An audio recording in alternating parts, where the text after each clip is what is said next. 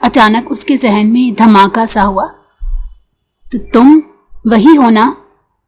وہ لبوں پر زبان پھیرتی ہوئی اسے پہچان چکی تھی۔ تم وہی اس شخص کو مارنے والے ہو نا؟ اس کے دبے لفظوں میں کہنے پر اس نقاب پوش کے لب مسکرائے تھے، لیکن وہ دیکھ ہی نہ سکی۔ تو تم مجھے مارنا چاہتے ہو؟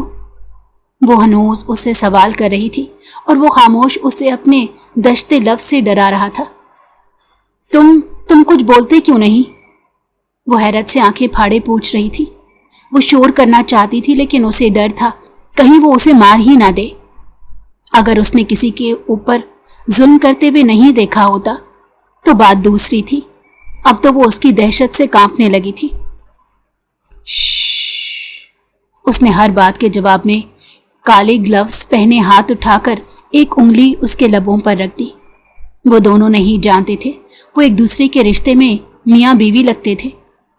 بادلوں سے گھیرا ہوا عجیب وحشت طاری کرتا منظر، جہاں وہ بے بس نظروں سے اکیلی کھڑی اس کالی رات کا حصہ لگ رہی تھی۔ کالی شال کو اپنے اوپر اچھے سے لپیٹے ہوئے وہ خوف سے ارد گرد دیکھ رہی تھی۔ اسے اس کے کزن وہاں لے تو آئے تھے، لیکن اپنے شغل میلے میں اسے تفریح کا سامان سمجھتے ہوئے چھوڑ بیٹھے تھے۔ وہ ان سب کے لیے بس ایک تفریح کے سامان سے زیادہ کی اہمیت نہیں رکھتی تھی۔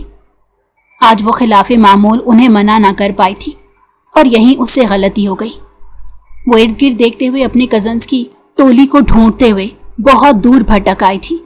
چلتے چلتے اب تو پاؤں بھی تھکنے لگے تھے، دماغ الگ سن ہو رہا تھا۔ پتہ نہیں وہ لوگ اسے چھوڑ کر کہاں چلے گئے تھے۔ اگر گھر چلے گئے تھے تو بہت مسئلے والی بات تھی۔ اس کے بابا تو پریشان ہو کر جگہ جگہ بھٹکتے پھر رہے ہوں گے۔ وہ سردی سے کانپتے ہوئے بادلوں کو دیکھے دعا کر رہی تھی کہ بارش نہ ہو۔ اگر بارش ہو گئی تو وہ اس حالت میں بھلا کہاں جا سکتی تھی؟ لیکن کچھ دعائیں فوراً قبول ہونے کے لیے نہیں ہوتی، اور اس کی دعا کی قبولیت کا یہ وقت نہیں تھا، اور اس کی دعا مانگتے ہی بادلوں کی گرج چمک کے ساتھ بارش شروع ہو گئی تھی۔ اب وہ سردی سے کانپتی ہوئی رو رہی تھی۔ منشا، عمر، فاریہ، وہ اپنے کزنوں کو آواز لگاتی کانپتی ہوئی آگے بڑھ رہی تھی، جب قدم کچھ دور ٹھٹک کر رک گئے تھے۔ دور مفلر میں لپٹا ہوا وجود کسی پر بری طرح جھپٹا ہوا تھا۔ وہ ادھیڑ عمر شخص زخموں سے چور پڑا پتہ نہیں کس بات کی معافی مانگ رہا تھا۔ یہ منظر دیکھتی منشا کی آنکھیں وحشت سے پھیل گئی۔ وہ کمزور دل کی مالک اس شخص کے جسم سے نکلتا ہوا گہرا لال رنگ دیکھ کر اپنے قدموں سے جان جاتی محسوس کر رہی تھی۔ میرے ہوتے ہوئے یہ کام کرنے والا زندہ نہیں رہ سکتا۔ مجھے لوگ مافیا کا بادشاہ مانتے ہیں، لیکن میری اصل حقیقت ہاتھ میں تھامی ہوئی یہ بندوق ہے جس سے آج تک کوئی دشمن نہیں بچ سکا۔ اس کے ٹریگر دبانے سے سیدھا سامنے والے کے سینے میں جا کر اسے سانسوں کی ڈور کھینچ لیتی ہے۔ اس لیے مجھے زیادہ تر لوگ میٹل مانسٹر کے نام سے جانتے ہیں۔ اس کے ہاتھ میں تھامی چیز سے زیادہ اس کے لہجے میں روب دبدبا تھا کہ وہ حملے لگنے سے پہلے ہی خود کو تڑپتا ہوا محسوس کر رہا تھا۔ اس نے یکے بعد دیگرے 5 بار جسم کے مختلف حصوں میں پیوست کیے، لیکن آخری بار کے ساتھ ساتھ اسے چیخ کی آواز بھی سنائی دی۔ ایک باریک نسوانی چیخ کی آواز سے مانسٹر نے اپنی نیلی سرد آنکھیں اس وجود کی طرف پھیری تھی جو دھڑام سے سڑک پر بے ہوش ہو کر گرا تھا۔ اس نے بڑی کوفت سے اس نازک لڑکی کو دیکھا جو گہرا لال رنگ دیکھ کر ہی وہاں بے ہوش ہو گئی تھی۔ اتنی سنسان جگہ ڈھونڈ کر آیا تھا، یہ مصیبت پتہ نہیں کیوں یہاں پہنچ گئی۔ وہ بڑبڑاتے ہوئے سرد اور لال رنگ سے تر وجود کو ٹھوکر مار کر آگے بڑھا۔ لڑکی کو یوں اکیلے وہ نہیں چھوڑ سکتا تھا۔ دل نے تو کہا تھا اسے وہیں چھوڑ کر چلا جائے، لیکن اس کے اصول اس کے سامنے آ گئے، جس کی وجہ سے وہ اب اس لڑکی کو سیدھا کرتے اس کا بغور جائزہ لے رہا تھا۔ واقعی نازک ہے۔ وہ سر جھٹک کر اس کا وجود دیکھ کر اندازہ لگا سکتا تھا۔ جتنی وہ خود نازک تھی اتنا ہی اس کا دل بھی نازک تھا۔ اس کے نازک وجود کو اپنے بازوؤں میں اٹھائے وہ ارد گرد تلاش کر رہا تھا کہ شاید وہ جس کسی کے ساتھ بھی آئی ہوگی وہ اسے ڈھونڈ رہے ہوں گے، لیکن وہاں تو دور دور تک بارش کے پانی کے سوا سڑک پر کوئی نیا اضافہ موجود نہیں تھا۔ اس نے کوفت سے اس لڑکی کی جانب دوبارہ نظریں کی۔ اس کا ہاتھ ہوا میں لہرا رہا تھا۔ آج تک کسی لڑکی کے وجود کو اس نے اپنی باہوں میں تو دور کی بات ہاتھ لگانے کی جرت نہیں کی، اور یہ لڑکی مصیبت بنی ہوئی میرے بنائے کچھ اصولوں کو توڑ رہی ہے۔ وہ چلتے ہوئے ہولے ہولے بڑبڑا رہا تھا۔ اس کا اصول تھا کسی صنف نازک کو نقصان نہ پہنچانے کا، جبکہ دوسرا اصول کسی صنف نازک کے قریب نہ جانے کا۔ وہ ایک اصول کی خاطر دوسرا اصول توڑ چکا تھا۔ 7 سالہ مانسٹر زندگی میں اسے کبھی کوئی لڑکی ٹکری بھی تو نہیں تھی، وہ جو اپنے اصول توڑ بھی سکتا تھا۔ وہ ابھی بائک پر آیا تھا اور اسے کس طرح بائک پر لے جا سکتا تھا، اس لیے مجبوری کے تحت اس نے بائک کی بیلٹ سے اس کی کمر کو باندھ کر دوسرا حصہ اپنے پیٹ پر باندھ لیا۔ کاش میں تمہیں یہیں چھوڑ کر جا سکتا تو مجھے ذرا بھی افسوس نہ ہوتا۔ وہ اس کا سر اپنے کندھے پر دیکھ کر غصے سے لب بھیج گیا۔ اس کا بس نہیں چل رہا تھا اسے وہیں پھینک کر اپنی منزل تک چلا جائے۔ وہ ہیوی بائک زن سے اڑاتا ہوا اپنے عالی شان محل میں پہنچا، جہاں اس کے علاوہ بس ایک ملازم ہی موجود تھا۔ محترم سائیں، اس لڑکی کے لیے کوئی کمرہ تیار کر کے ڈاکٹر کو بلا دیں جب تک میں فریش ہو جاؤں۔ وہ اس لڑکی کو اپنے بیڈ پر لٹاتے ہوئے بولا تو وہ سر ہلاتے پہلے کمرہ تیار کرنے بھاگے۔ وہ واحد انسان تھے جو اسے بہت قریب سے جانتے تھے۔ وہ جب فریش ہو کر باہر آیا تو وہ کمرہ تیار کر چکے تھے۔ چھوٹے صاحب، کمرہ تیار ہے، انہوں نے کمرے کے باہر سے اونچی آواز میں اطلاع دی۔ وہ بے صبری سے اس لڑکی کے بارے میں جاننے کے خواہش مند تھے۔ آ رہا ہوں محترم سائیں۔ اس کی آواز پر وہ ادب سے باہر کھڑے ہو گئے، جبکہ اس نے وہ نازک وجود دوبارہ سے شال میں لپیٹ کر بازوؤں میں اٹھا لیا۔ وہ دوسرے کمرے میں پہنچ کر اسے بیڈ پر لیٹائے وہیں کھڑا اب ڈاکٹر کا منتظر تھا۔ محترم سائیں، اس لڑکی نے مجھے جبار کو شوٹ کرتے دیکھ لیا تھا۔ آف کورس میرا چہرہ تو نہیں دیکھ پائی تھی، لیکن خون دیکھ کر شاید بے ہوش ہو گئی ہے۔ اس نے کندھے اچکا کر تمام کہانی اس کے گوش گزار کر دی۔ چھوٹے سائیں، لڑکی ذات ہے، رات بھر گھر سے باہر رہی تو اس کے گھر والے بھی اسے قبول نہیں کریں گے۔ محترم سائیں نے ایک خدشے کے تحت یہ بات کہی۔ محترم سائیں، اب اتنی رات میں اس کا گھر کہاں ڈھونڈوں، اور ابھی تو میں کسی کو کالز تک نہیں کر سکتا۔ آپ میرے کام کی نوعیت جانتے ہیں۔ وہ سر کھجاتے ہوئے بول رہا تھا، لیکن ذہن اس کی جانب ہی مرکوز تھا۔ آپ ڈاکٹر کو چیک اپ کروا کر صبح تمام معلومات کے بعد اسے اس کی گھر چھوڑائیے گا، اور بول دیجیے گا سڑک پر بے ہوش ملی تھی آپ کو۔ وہ کندھے اچکا کر بڑے آرام سے کہنے کے بعد اس نازک کانچ سے وجود کو دیکھنے کے بعد کمرے سے نکل گیا، جبکہ محترم سائیں ابھی بھی پریشان کھڑے تھے۔ ان کے مطابق صبح اس لڑکی کے لیے بالکل بھی اچھی نہیں تھی۔ جاننے والا ڈاکٹر تھا، اس لیے اب لڑکی کی حالت کے بارے میں تفصیل سے محترم سائیں کو بتا رہا تھا۔ جسم میں کمزوری بھی ہے اور کسی بات کا شاک بھی لگا ہے، اسی لیے ابھی تک ہوش میں نہیں آئی۔ آپ ان کے ہوش میں آتے ہی جوس وغیرہ پلائیں اور ہیلدی ڈائٹ رکھیں۔ وہ قلم کو کاغذ پر تیزی سے گھسیٹتے ہوئے بول رہے تھے، جبکہ محترم سائیں محض سر ہی ہلا سکے تھے۔ کل بھی ان کا چیک اپ ضروری ہے، یوں معلوم ہوتا ہے یہ لڑکی ٹراما کا شکار بھی ہے۔ ڈاکٹر پوچھ سوچ نظروں سے دیکھتے بولے، پھر الوداع کرتے چلے گئے۔ سلطان نہ جانے سویا تھا یا ابھی بھی جاگ رہا تھا، لیکن انہوں نے اطلاع دینا ضروری نہیں سمجھا۔ صبح 8 بجے منشا کی آنکھ کھلی۔ پنکھے کے بجائے اے سی کی کولنگ نے اسے ٹھٹر کر رکھ دیا تھا۔ ایک تو پہلے ہی اس کے کپڑے خاصے گیلے ہو چکے تھے، اوپر سے چلتا ہوا اے سی۔ اس نے سی کی آواز نکالتے خود کو مزید کمفرٹر میں دبوچ لیا تھا۔ ذہن جیسے جیسے بیدار ہونے لگا اسے رات والا واقعہ یاد آیا۔ اس نے جلدی سے اپنا سر کمفرٹر سے باہر نکالا اور ارد گرد اپنا کمرہ تلاش کرنے لگی، لیکن آنکھیں خوف سے پھیل گئیں جب اسے اندازہ ہوا کہ یہ تو اس کا کمرہ ہی نہیں۔ وہ کہاں تھی، کب سے تھی، اور وہ جلاد دہشت ناک سا لمبا آدمی؟ اسے خوف آنے لگا، ریڑھ کی ہڈی میں سنسنی سی دوڑ گئی۔ وہ کچھ بھی سمجھے بنا تیزی سے اٹھی اور کمرے کا دروازہ کھول کر باہر نکلی۔ محترم سائیں باہر لان میں پانی دینے میں مصروف تھے۔ جب اسے بھاگتے ہوئے مین گیٹ کی جانب دیکھا تو آواز دینے لگے، بیٹی میری بات سنو۔ وہ آواز دیتے ہوئے اس کے پیچھے بھاگے۔ وہ کچھ قدم بھاگنے کے بعد حیرانی سے مڑی، جہاں سفید بالوں والے بزرگ 50 کے لگ بھگ لگ رہے تھے۔ بیٹی ذرا ٹھہر جاؤ، ड्राइवर आ जाए तो फिर चलते हैं।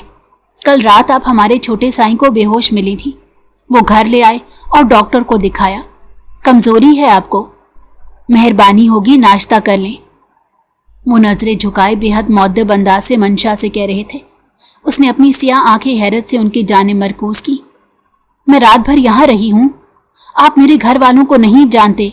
वो, उसकी आवाज़ आखिर में खौफ से कांपी थी, जबकि मोहतरम साईं ने समझते हुए सर हिला दिया। मैं समझ सकता हूँ बेटी, बस आप नाश्ता कर लें, ड्राइवर आता होगा, फिर मैं आपको आपके घर छोड़ आता हूँ। वो मुस्कुरा कर कहते उसे हाथ से अंदर चलने का इशारा करने लगे। मंशा को उनकी बात पर न जाने क्यों इत्मीनान सा महसूस हुआ। शायद उसे पहली बार जिंदगी में किसी ने नरमी से बात की थी।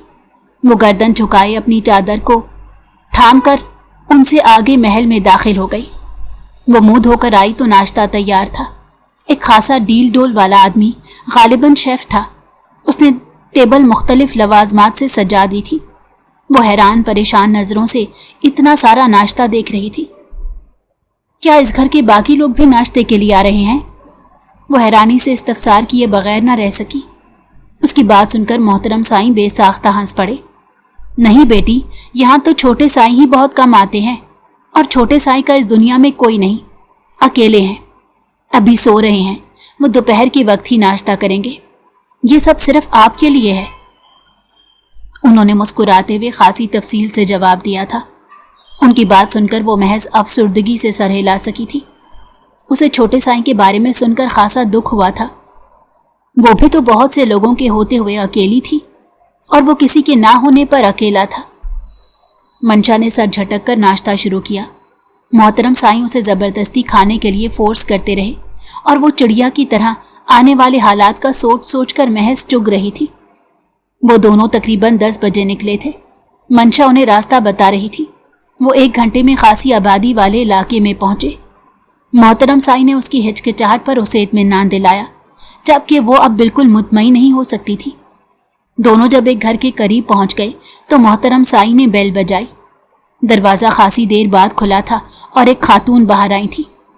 उसने हकारत से मंशा को देखा। यहाँ क्या लेने आई है? जहाँ सारी रात गुजारी है वहीं जा। उस औरत ने तुनक कर उसकी शक्ल देखते बिना बात जाने सुनाना शुरू कर दिया। देखिए, आप गलत समझ रही हैं। ये बच्ची रात में बेहोश हो गई थी और बुखार। वो अभी बता ही रहे थे कि पीछे से एक अपनी उम्र के शख्स के आने पर खामोश हो गए। तुम? उन्होंने भी आते साथ काफी हकारत से इसे देखा। तुम्हें मालूम है, सारी रात मैं तुम्हें तलाश करता रहा हूं। सारे बच्चे बेचारे तुम्हें ढूंढ ढूंढ कर परेशान हो गए थे, और आज सुबह ही अपने घरों को लौटे हैं। तुम्हें अंदाजा भी है कि तुमने सारी रात ना आकर कैसी बदनामी हमारे हिस्से में डाली है। वो नफरत से बोलते हुए मंशा को रुला गए थे। उसके बाबा ने भी उसकी बात ना सुनी थी और उस पर इल्ज़ाम तराशी शुरू कर दी थी। बाबा, मेरी बात तो सुन लें, उसने रोते हुए इल्तिजा की। आप गलत समझ रहे हैं, ये बच्ची। मोहतरम साईं ने दोबारा बोलने की कोशिश की। ओहो, तो आप हैं वो जिसके लिए ये यहाँ से भागी थी? शर्म कर ली होती, बाप की उम्र की आदमी के साथ थी। पीछे खड़ी खातून ने काफी मायने खेजी से बोला था, जिस पर मंशा समेत मोहतरम साईं का भी दिमाग सुनसुना उठा। आप गलत बात कर रही हैं खातून, मेरे लिए ये बेटियों की तरह है। कल रात ये बच्ची बेहोश हालत में मिली थी और इसे बहुत तेज बुखार भी था। आप लोग इस बच्ची की बात भी सुन लें। सारी रात अजियत में गुजारी है और यहाँ आते ही आप लोगों ने इस पर इल्ज़ाम तलाशी शुरू कर दी। मोहतरम साईं से अब की बार बिल्कुल ना रहा गया तो उन्होंने काफ़ी सख्त लहजे में बात मुकम्मल की। उसके बाबा ने हैरानगी से अपनी बेटी को देखा और फिर हाथ पकड़कर घर के अंदर किया। मंशा, यहाँ आओ मेरा बच्चा। सब कह रहे थे तुम शायद किसी मौके की तलाश में थी, और शाजिया भी कह रही थी कि तुम छुपकर किसी से बात करती हो, इसीलिए मैंने वो सब कहा। वो अब शर्मिंदा नजर आ रहे थे। मोहतरम साईं ने अफसोस से सर झटका। आपका शुक्रिया, आपने मेरी बच्ची को सलामत हम तक पहुंचा दिया। आपका बड़ा एहसान है। जमशेद की आवाज़ पर मोहतरम साईं ने पहलू बदला। उन्हें इस कमज़ोर सी बच्ची के माँ बाप पसंद नहीं आए थे। वो शख्स कानों का कच्चा मालूम होता था।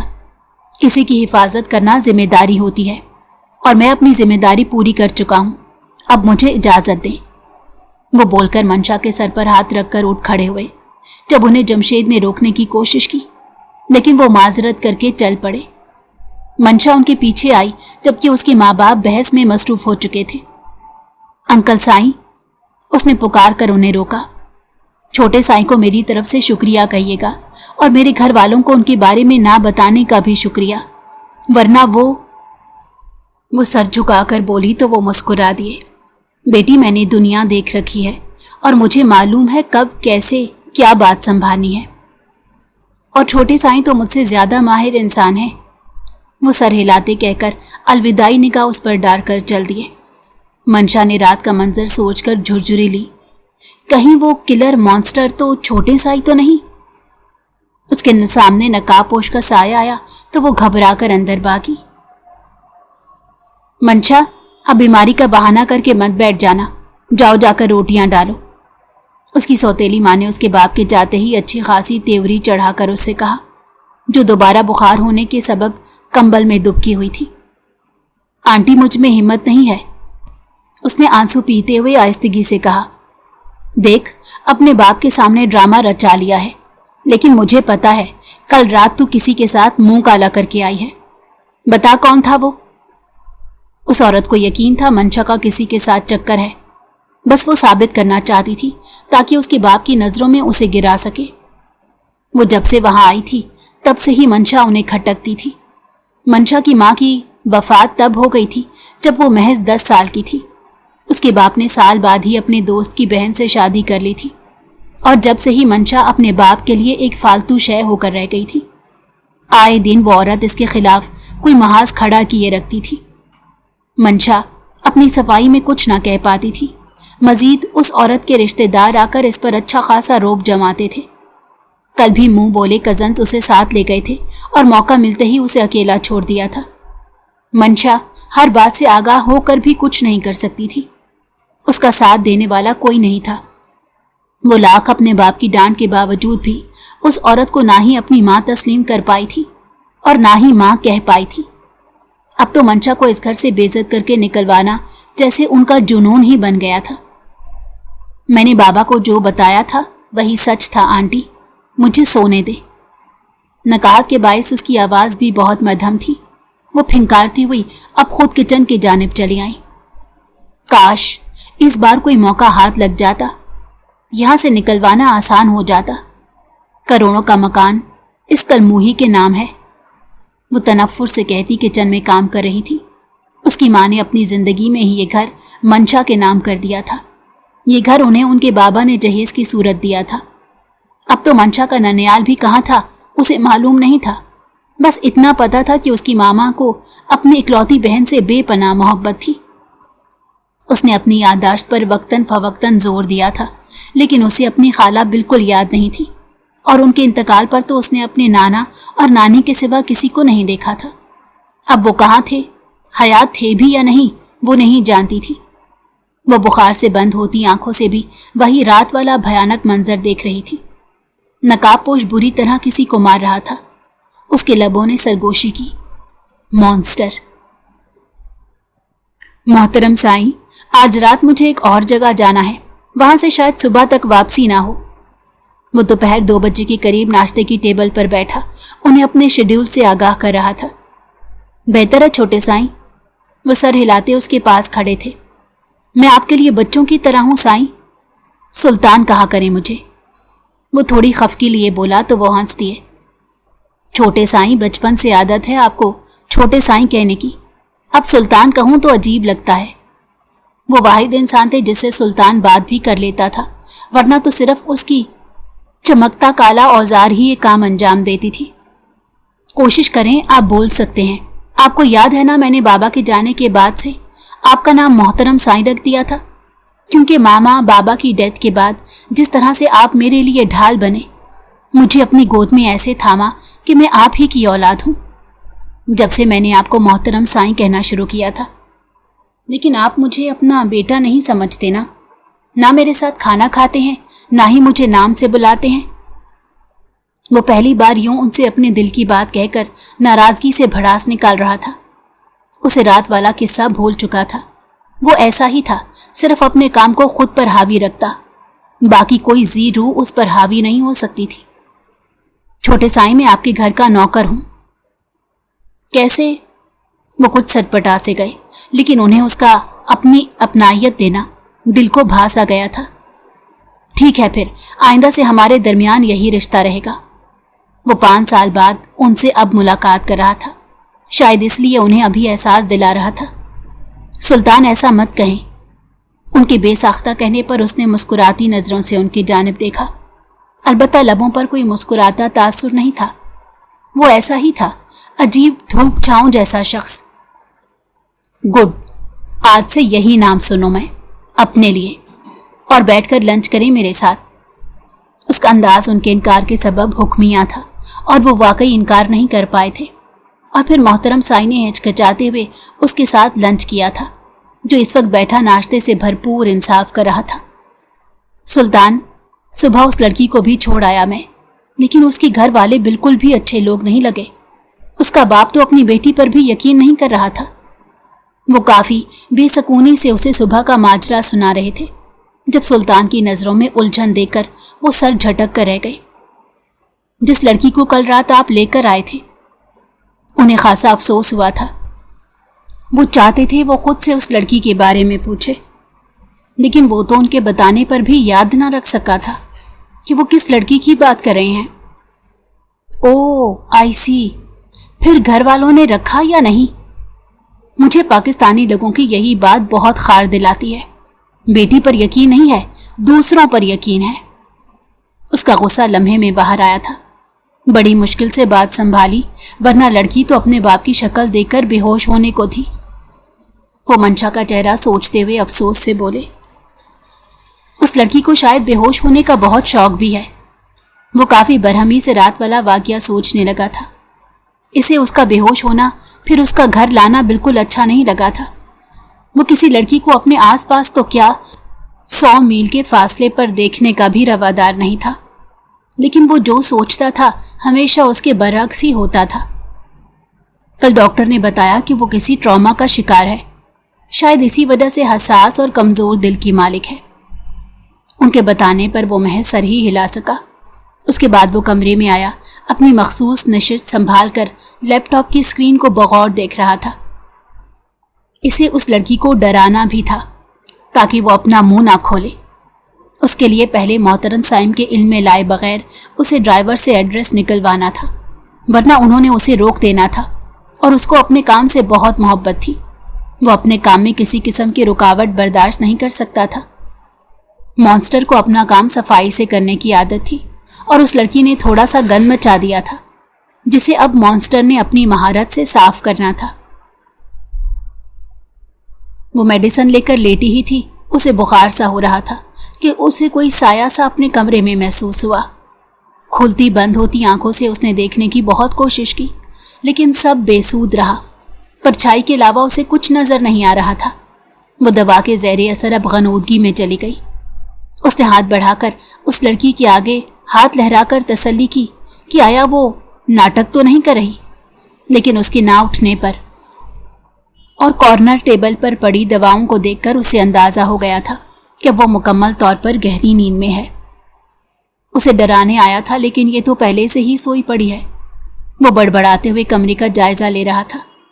اس کی یونیورسٹی کا بیگ اور چند کتابیں ٹیبل پر دھری تھیں، جنہیں اس نے اٹھا کر الٹ پلٹ کر دیکھا۔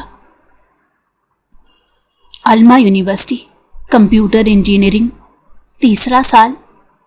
وہ سب کچھ پڑھتے ہوئے اب صوفے پر بیٹھا اسے بغور دیکھ رہا تھا۔ وہ بہت ڈرپوک تھی، یقیناً اس کے ڈرانے پر منہ نہیں کھولے گی۔ وہ بے سود پڑی سوتی رہی تو چاروں ناچار اس سے اٹھ کر ماتھا دیکھنا ہی پڑا۔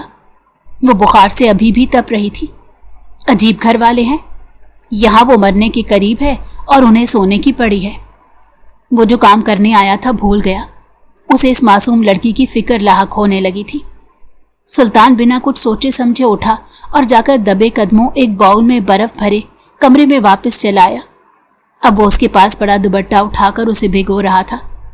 پھر اس نے اپنے گلوز پہنے جو وہ بخار چیک کرنے کی غرض سے اتار چکا تھا، اس کے ماتھے پر پٹی رکھے۔ اس کے سرخ پڑے چہرے کو تعصب سے دیکھنے لگا۔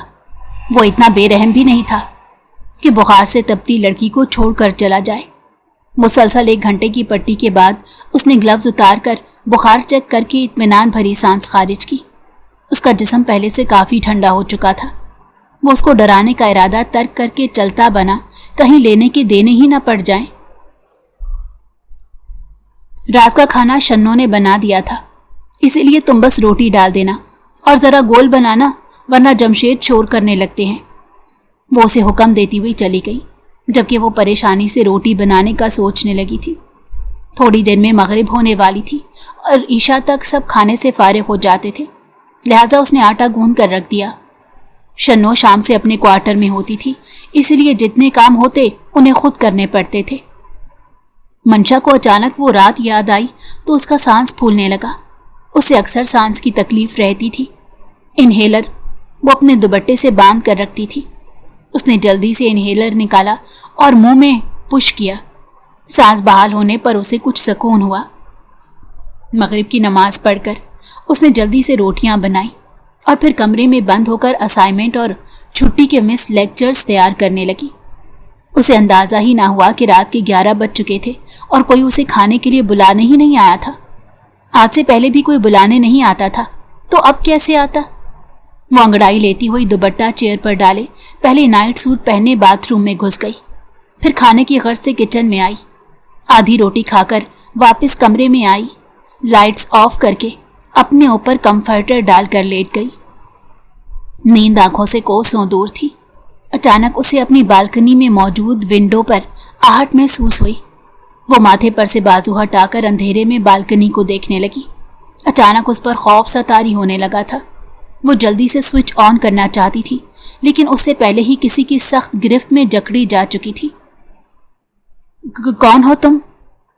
اپنی پھٹی آنکھوں کے سامنے کھڑے لہیم شہیم سے مرد کو دیکھ کر وہ بوکھلا گئی تھی۔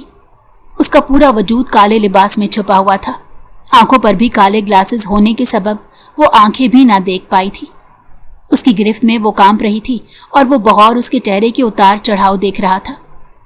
پلیز مجھے جانے دو، تم کون ہو؟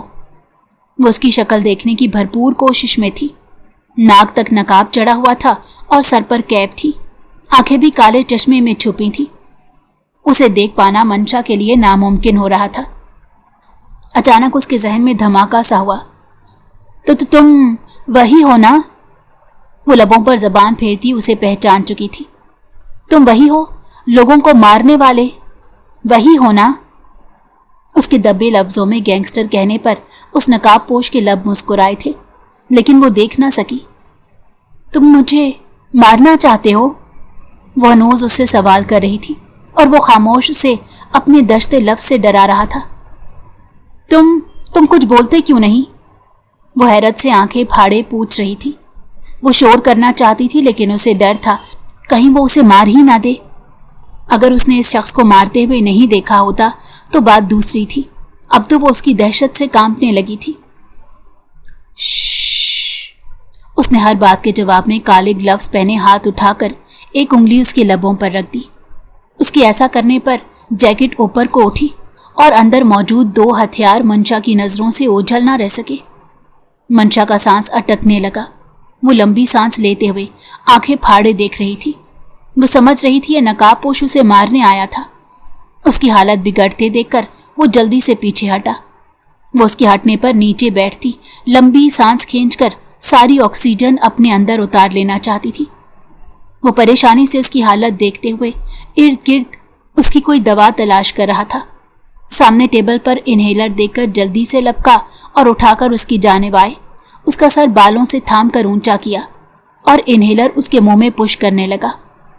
چند سیکنڈ بعد ہی وہ سانس بحال کرنے میں کامیاب ہو گئی تھی اور حیرت سے سر اونچا کیے اسے دیکھنے لگی، جو کھڑا ہوا بے چینی سے دیکھ رہا تھا۔ تو تم نے مجھے مرنے کیوں نہیں دیا؟ وہ حیرت سے سوال کر رہی تھی۔ اگر وہ ایسے ہی مر جاتی تو تمہاری چمکتی ہوئی دھات کا وار ضائع ہونے سے بچ جاتا۔ کیا تم مجھے واقعی اپنی دھات سے ختم کرنا چاہتے تھے؟ وہ سوال کرتی کانپتی دیوار سے لگ گئی۔ نقاب پوش نفی میں سر ہلاتے اس کی جانب آتے فاصلے مٹا گیا۔ اپنی جیب سے اس نے ایک کینڈی نکال کر मंशा के हाथ में थमा दी। वो हैरानी से कभी उसे तो कभी कैंडी को देख रही थी। फिर वो उस पर गहरी नजर डालकर खिड़की से भाग गया। वो हैरानगी से उसकी पुश्त को ओझल होते देखने लगी, फिर हाथ में थामी हुई कैंडी को देखकर मजीद कश्मकश में मुब्तला हो गई थी। ये सब क्या हुआ था? वो मॉन्स्टर उसे ये कैंडी क्यों देकर गया था? मंशा ने उसका नाम मॉन्स्टर रख दिया था, जो कि सीक्रेट लोगों में मशहूर था। आज शाम में जल्दी वापस आ जाना, तुम्हारी खाला की फैमिली आए शायद। मालूम नहीं उसने आज ही कहा था। जमशेद की बात सुनकर मंशा खिल सी गई। वो कब से बेसब्री से उन सबका इंतजार कर रही थी और वो थे कि आकर ही नहीं दे रहे थे। जी बाबा, वो कहते तो आज मंशा यूनिवर्सिटी ही ना जाती, लेकिन उन्होंने काफ़ी रूखे अंदाज से उनकी आमद की इत्तला दी। घर में कोई भी चहल पहल नहीं थी। उसे काफ़ी अफसोस हुआ। वो बेदिली से यूनिवर्सिटी आ गई, लेक्चर्स लेती रही और नए प्रोफेसर की नज़रों की तपिश भी महसूस करती रही, लेकिन उसके देखने पर प्रोफेसर का रुख बोर्ड की जानिब होता। वो परेशान थी, मज़ीद परेशान रहने लगी।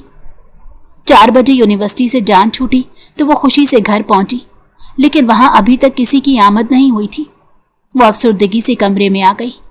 मगरिब के बाद कमरे से बाहर निकली तो शाजिया मुलाजमा के साथ मसरूफ थी।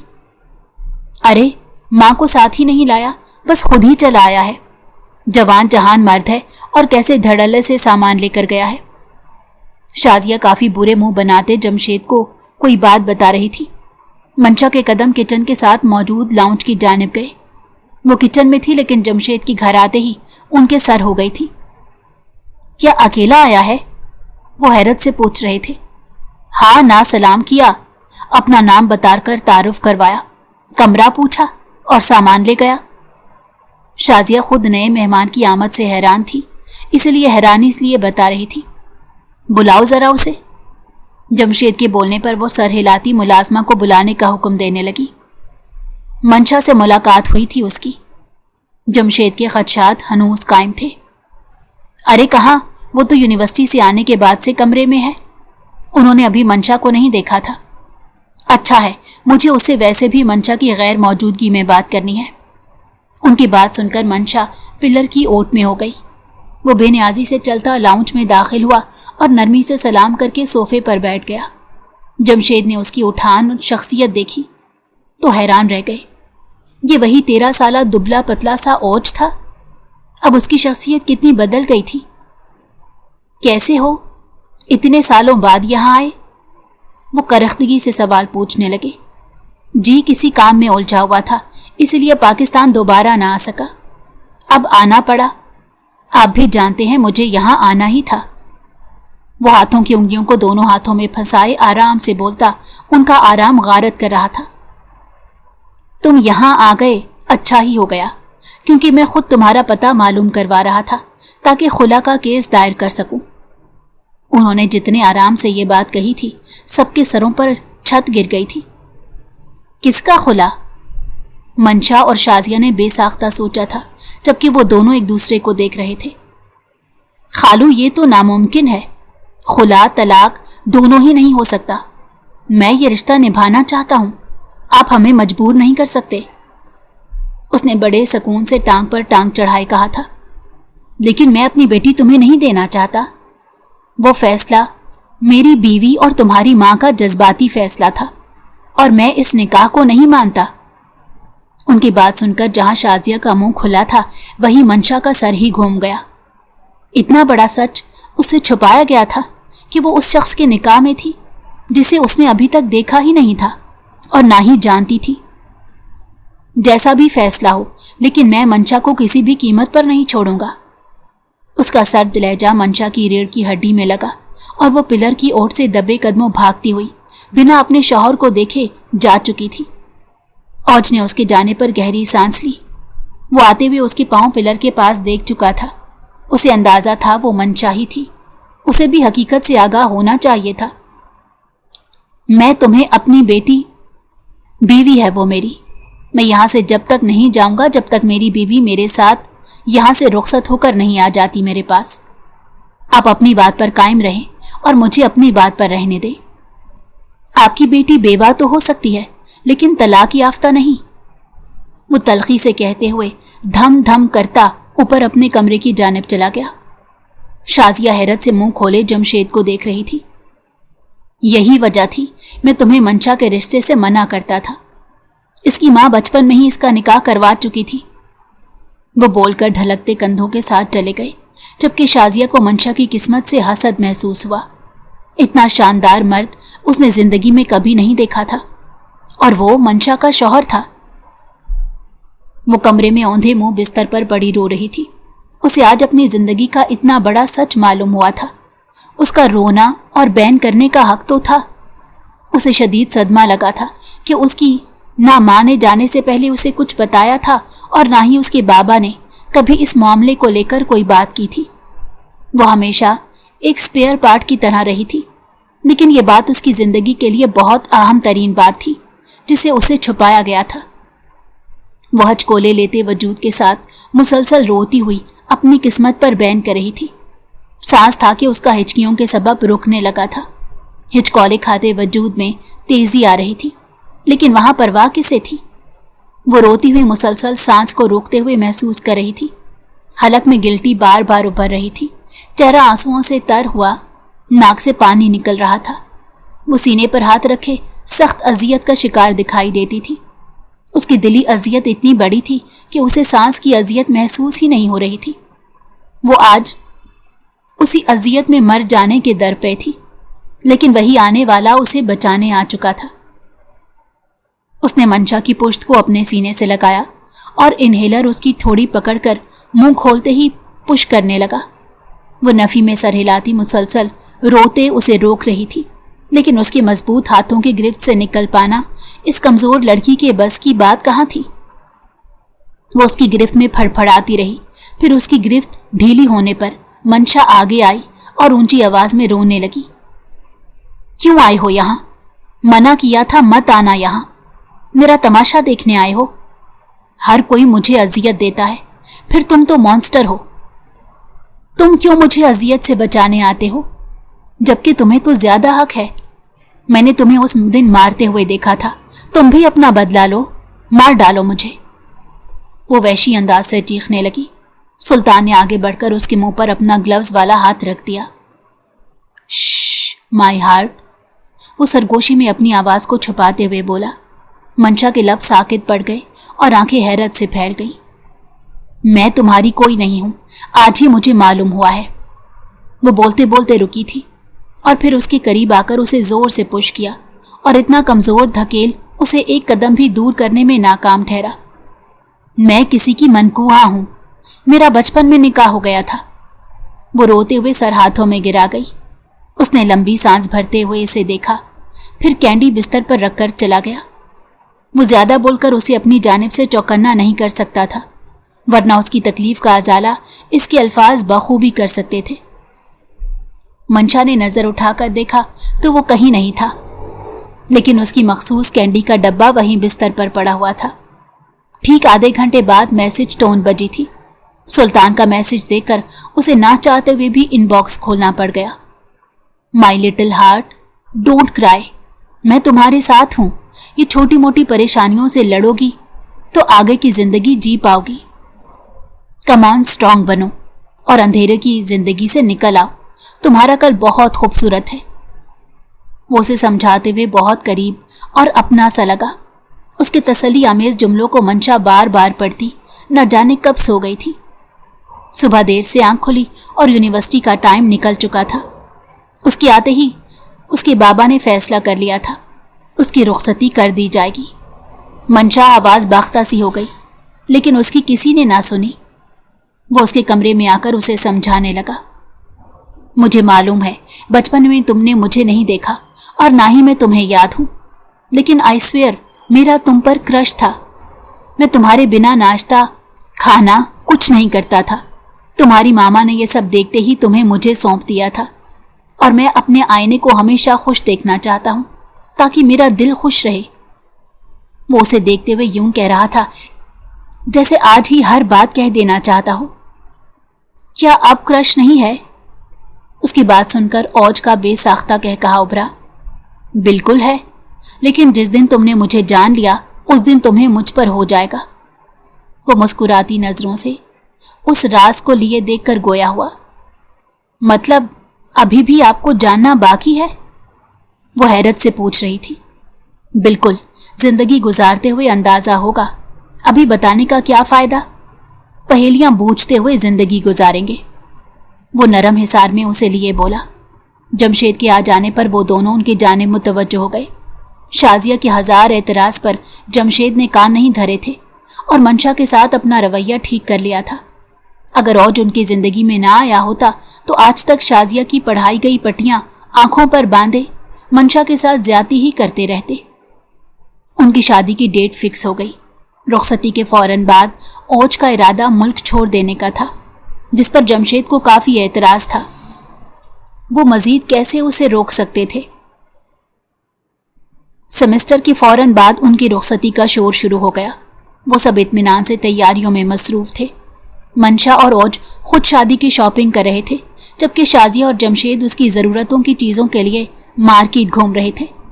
منشا کو جہیز میں بس چند چیزیں ہی گفٹ کے طور پر دی جانی تھی، کیونکہ اوج نے صاف لفظوں میں کچھ بھی لینے سے انکار کر دیا تھا اور فضول قسم کی رسموں سے بھی اجتناب رکھنے کو کہا تھا۔ وہ بس منشا کو اپنی زندگی میں شامل کرنا چاہتا تھا، مزید اسے کسی چیز کی کوئی طلب نہیں تھی۔ رخصتی کا دن بھی آن پہنچا تھا۔ منشا کے یونی فیلوز بھی اس تقریب کا حصہ بنے تھے۔ مردوں اور عورتوں کا الگ الگ انتظام منشا کے کہنے پر کیا گیا۔ اوج کو فخر تھا کہ اس کی منشا بالکل ویسی ہے جیسا وہ تصور کر رہا تھا۔ وہ شیشے کے سامنے کھڑی خود کو حیرت سے دیکھ رہی تھی۔ اس نے کبھی زندگی میں اتنا میک اپ نہیں کیا تھا جتنا ابھی اس کے فیس سے چپکا ہوا تھا۔ اسے بیوٹیشن کے میک اپ کے بعد سے شیشہ دیکھنے کی فرصت ہی نہ ملی۔ وہ 4 سال کی عمر سے اس رشتے میں تھی۔ اسے اوج کو سوچ کر اچھا لگ رہا تھا۔ السلام علیکم۔ وہ کمرے میں داخل ہوا۔ اسے خود کو منہمک سا شیشے میں دیکھتے پا کر گلا کھنگار کر سلام کرتا اسے اپنی موجودگی کا احساس دلانے لگا۔ کمرے میں تازہ پھولوں کی خوشبو نے ڈیرا ڈالا ہوا تھا۔ وہ چونک کر پلٹی۔ کیا ہوا؟ ایسے خود میں کیا دیکھ رہی ہو؟ مشی، دیکھنا ہے تو میری آنکھوں میں خود کا عکس دیکھو۔ وہ مسکراتی آنکھوں سے چلتا اس کے پاس آ کر ٹھہر گیا۔ وہ میں کبھی اتنا تیار نہیں ہوئی نا، ابھی خود کو ایسے تیار دیکھ کر عجیب لگ رہا ہے۔ وہ نروس ہوتی وضاحت دینے لگی۔ عجیب نہیں، دلکش، یہ روپ دلکش ہے۔ وہ ہنس کر اس کے لفظ کی تصحیح کرنے لگا۔ وہ بلش کرتی چہرہ جھکا گئی۔ زندگی کا نیا سفر پوری ایمانداری اور خلوص سے شروع کرنا چاہیے۔ نہیں؟ اس کے سوال پر منشا نے چہرہ اٹھا کر اسے دیکھا۔ کیا اسے سلطان کے بارے میں سب بتا دینا چاہیے؟ کیا یہ سامنے کھڑا شخص اس سے اتنی محبت کرتا ہے کہ اس پر انگلی نہیں اٹھائے گا؟ منشا کے دل نے نفی کی تھی۔ وہ قصوروار نہ ہو کر بھی اس کی نظروں میں گر سکتی تھی۔ وہ اتنی محبت کرنے والے شخص کو کھونے کا رسک نہیں لے سکتی تھی۔ وہ لوگ لندن آ گئے۔ اوج نہ جانے کہاں تھا۔ رات کے پہر اچانک اسے سلطان کی موجودگی کا احساس ہوا۔ سلطان؟ اس کے لب ہلے تھے۔ وہ اٹھ کر اپنی پشت پیچھے ٹکا گئی تھی۔ وہ ماسک پہنے مخصوص حلیے میں وہاں موجود تھا۔ منشا کا دل زور زور سے دھڑکنے لگا کہ اس کے چہرے کی وحشت اور دل کی دھڑکن سلطان کے ماتھے پر لکیروں کا سبب بن گئی۔ مجھ سے ڈر کیوں رہی ہو؟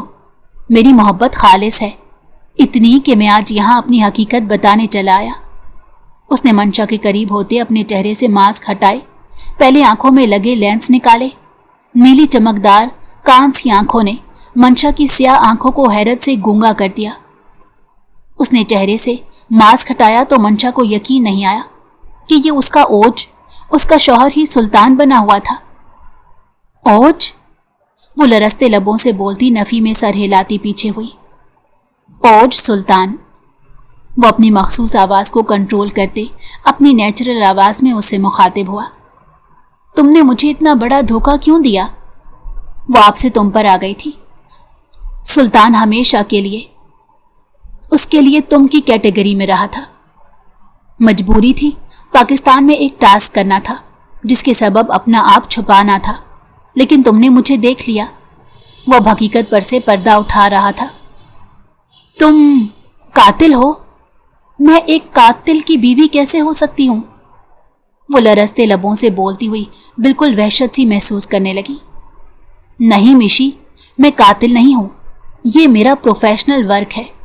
नासूर बने लोगों को ठिकाने लगाना। जिसे तुमने मुझे मारते हुए देखा था वो 5 मासूम बच्चियों का रेप कर चुका था। बाप से वो दरंदा अपनी वहशत फैलाता, इसीलिए ऑर्डर था उसे खत्म कर दिया जाए। वो नरमी से उसे बता रहा था। मालूम था उसे समझाना थोड़ा मुश्किल होगा। किसका ऑर्डर? वो फटी आंखों से उसे देखते पूछ रही थी। मैं सीक्रेट एजेंट हूं और मेरा कोई एक ठिकाना नहीं है। पाकिस्तान का जब टास्क मिला तब मैं तुम तक पहुंचने में कामयाब हुआ था, वरना मैं इस जॉब की जंजीर में बंधा हुआ था। वो नफी में सर हिलाते अपनी दश्ते तन्हाई की कहानी सुना रहा था। उसने गहरी नजरों से इसे देखा, फिर एक लंबी सांस भरी। यहाँ आओ। वो उसे खड़ा किए बालकनी तक ले आया। ठंडे फर्श पर बैठा तो मंशा भी उसके साथ बैठ गई। मामा बाबा की डेथ के बाद मैं बिल्कुल अकेला था। बाबा भी एजेंट थे और उन्हें बड़ी बेदर्दी से शहीद कर दिया गया था। हमें काफ़ी सालों बाद इत्तला मिली। मामा हार्ट पेशेंट थी, ज़्यादा अरसा जी नहीं पाई। मैं जब 17 साल का था बिल्कुल बेसहारा हो गया। मोहतरम साईं मेरे पैदा होने से लेकर वाहिद इंसान है जो मेरे साथ है। हम लंदन हमारे निकाह के फौरन बाद आ गए थे, बाबा की जॉब की वजह से। फिर हम यहीं के होकर रह गए। खाला की डेथ के बाद बिल्कुल ही राब्ता मुनक़ता हो गया। मुझे खौफ था कहीं मैं इस दूरी के सबब खो ना दूं। न जाने तुम हमारे निकाह के बारे में जानती भी होगे कि नहीं। खदशा था खालू नहीं बताएंगे, और सही भी था। मैं तुम्हारे घर ना जाता तो पता नहीं वो तुम्हारी शादी ना करवा देते। वो उसे देखते हुए खामोश हो गया। मंशा की गलत फहमी दूर हो चुकी थी। नई जिंदगी की शुरुआत में क्या तुम मेरे साथ हो? ओज के खामोश जज्बों ने मंशा के लबों पर ताले चढ़ा दिए थे। यानी हाँ है। वो मुस्कुराकर अपनी शर्मीली बीवी की जानिब बढ़ा। वो सब फिक्रें भुलाई उसमें सिमट गई। उन दोनों ने एक दूसरे को बहुत वक्त बाद समेट लिया था। वो एक ही शख्स से अलग अलग तरीके से मोहब्बत कर बैठी थी। उसने मुतमईन होकर खुद को ओज सुल्तान के हवाले कर दिया। अगर आपको हमारी कहानी पसंद आई हो तो हमारे चैनल को लाइक करें।